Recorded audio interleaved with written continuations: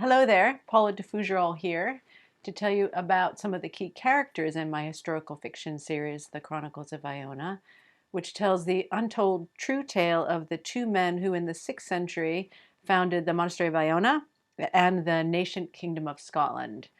One was a warlord from Scotland by the name of Aidan McGabran, and the other was the exiled Irish abbot Columba, or Columcille. Today I'm going to tell you about Domelch, daughter of Brythi, who is one of the main female protagonists in the story. First of all, is she real?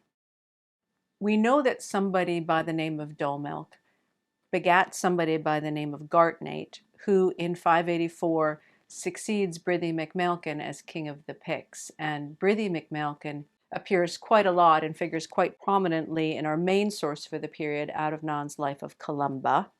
So that's where I'd get her name. But because sources for the period are written exclusively by men, everything else about her is my own creation based on what we know about Pictish society at the time. So, who were the Picts?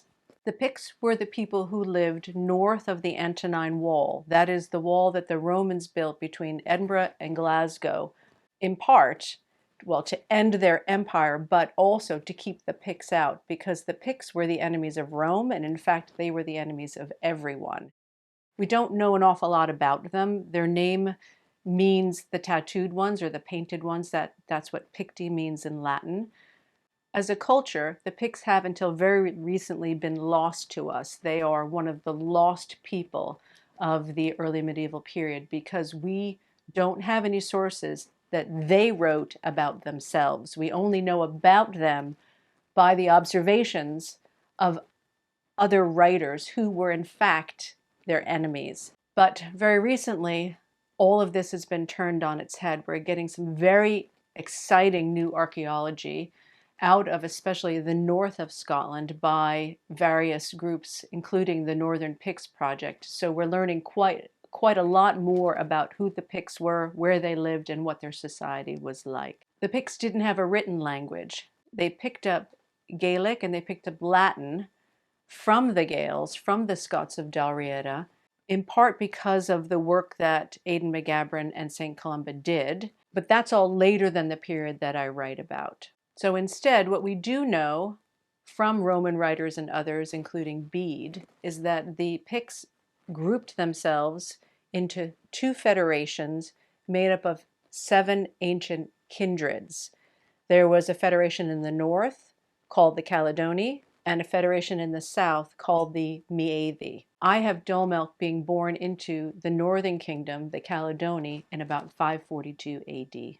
So in the first book of the series, Exile, we first meet Domelch when she comes hurtling down the Great Glen in Scotland. That's the big scar of water from Inverness down to Loch Linnhe in the south. And she is in the guise of an escaped slave. She's small, dark, and spare. She's ruthless, and she has 2 jobs to do. She has to rescue the captive Pictish Prince Drust, and she has to kill the Scots. So read my series Chronicles of Iona to find out, spoilers here, how Domelch achieves the impossible and becomes the progenitress of the Pictish royal line by allying with her greatest enemies, the Scots. Okay, that's it for me. Bye for now. If you'd like to find out more, check out the websites below.